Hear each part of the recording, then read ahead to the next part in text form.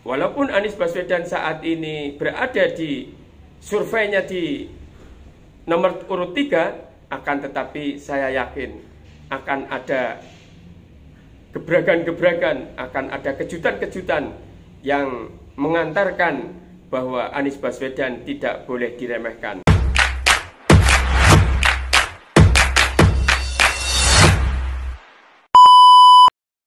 Assalamualaikum warahmatullahi wabarakatuh. Selamat jumpa kembali sahabat Alpat Santero Jagat dimanapun berada. Coba kita belajar menganalisa kekuatan 3 calon presiden ya. Yang pertama Anies Baswedan sesuai urut abjad, yang kedua Ganjar Pranowo, yang ketiga Prabowo Subianto.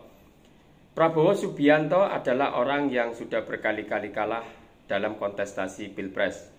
Mulai menjadi cawapresnya Megawati 2009, kemudian capres 2014, capres 2019. Beliau selalu kalah. Kemudian Pak Jokowi yang selalu menang 2 periode dengan lawan yang sama. Kemudian Prabowo merapat ke Jokowi dan Anies Baswedan sepertinya banyak pendukung Prabowo yang beralih ke Anies Baswedan. Ganjar Pranowo adalah orang yang di-endorse oleh partai terbesar di negeri ini, yaitu PDI Perjuangan. Tanpa koalisi dengan partai yang lain, Ganjar Pranowo pun bisa melaju ke pencalonan calon presiden. Yang kita coba perhitungkan saat ini adalah bagaimana coba flashback ke belakang kekalahan Prabowo Subianto. Adalah banyak faktor ya. Kalau 2014 saya kira kita masih benar-benar head to headnya itu sangat murni ya. Akan tetapi jika 2019-nya itu Pak Prabowo Subianto kalahnya itu banyak faktor ya. Mungkin Pak Jokowi karena sudah menjabat dari 2014 ke 19, kemudian apalagi Pak Jokowi saat itu masih diberi fasilitas oleh kekuasaan, walaupun digunakan atau tidak itu debatable juga, sesuai penafsiran masing-masing orang, sesuai pihaknya dan lain sebagainya, sesuai posisinya dalam menafsirinya. Akan tetapi diakui atau tidak diakui itu adalah kenyataan. Akan tetapi jika kita coba melihat di 2014-nya adalah bagaimana Joko Widodo didukung oleh banyak faktor.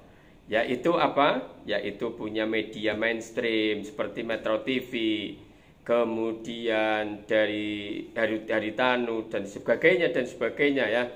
Jadi saat itu memang Pak Jokowi dilingkari oleh sarana prasarana yang memadai. Oleh karena itu ada pertanyaan, apakah Anies Baswedan akan kalah seperti Pak Prabowo? Belum tentu. Ya, ini adalah bicara logika, matematika logika ya. Logika realita yang ada di lapangan. Saat ini Pak Anies Baswedan punya Surya Paloh. Walaupun kita tidak boleh merasa jumawa dengan memiliki Surya Paloh, karena Surya Paloh juga makhluk ya. Akan tetapi ini sekali lagi adalah syariat ya, perhitungan syariat. Hakikatnya sudah ditentukan oleh Allah siapa yang nanti akan memimpin. Akan tetapi jalan asbab, sebab akibatnya kita perhitungkan. Karena kita makomnya makom syariat, bukan makom wali ya. Jadi kita ya menghitung secara syariat. Anies Baswedan saat ini diuntungkan dengan Surya Paloh mengendorse dirinya, yang mana Surya Paloh mempunyai media mainstream. Bagaimana sekarang aromanya sudah berbeda. Metro TV yang kemarin mendukung Pak Jokowi, sekarang berbalik dengan mendukung Anies. Dan Anies adalah bukan orang kekuasaan, bukan orangnya Pak Jokowi. Saat ini kelihatannya media mainstream sudah mulai seimbang. Kalau media sosial media online, kita tidak bisa perhatikan satu persatu dengan secara seksama. Akan tetapi kalau media mainstream itu adalah ada drivernya. Drivernya itu ditentukan karena memiliki media mainstream seperti Metro TV, TV One dan lain sebagainya, itu ada aturan-aturannya. Harus mengikuti aturan Dewan Pers, kemudian penyiaran, dan lain sebagainya. Jadi saya kira Anies saat ini beda dengan Prabowo yang kemarin ya. Jadi kalau Prabowo adalah tidak mempunyai fasilitas-fasilitas media mainstream, saat ini Anies Baswedan memiliki. Kemudian walaupun banyak media yang lebih mendukung saat ini di luar Anies, ya itu tidak ada masalah. Yang terpenting Anies memiliki media mainstream, yaitu Metro TV. Ya, kemudian apalagi? Kalau media online kan bebas, semua orang bisa membuat.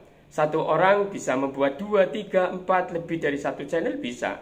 Akan tetapi dengan media mainstream itu sangat membantu bagaimana orang yang tidak bisa menjangkau media online, maka saya kira mereka akan menjangkau dengan informasi-informasi yang ada di media mainstream.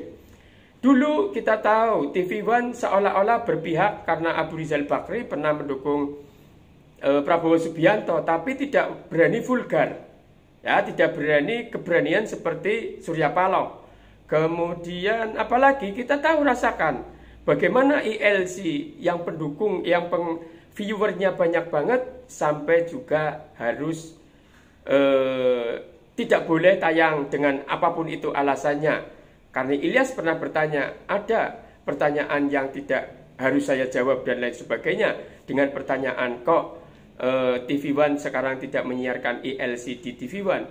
Jadi TV One saya kira memang arahnya sepertinya dulu mendukung Prabowo, tapi tidak berani terus terang.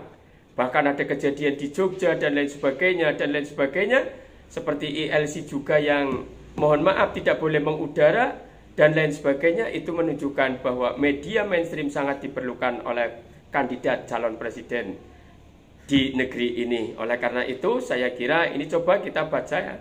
Jadi saya kira Anies Baswedan walaupun saat ini walaupun Anies Baswedan saat ini berada di surveinya di nomor urut 3, akan tetapi saya yakin akan ada gebrakan-gebrakan, akan ada kejutan-kejutan yang mengantarkan bahwa Anies Baswedan tidak boleh diremehkan. Semoga bermanfaat. Jangan lupa selalu dukung channel ini dengan cara subscribe, like, comment, and share. Tetap jaga persatuan dan kesatuan walaupun ada perbedaan. Sampai jumpa.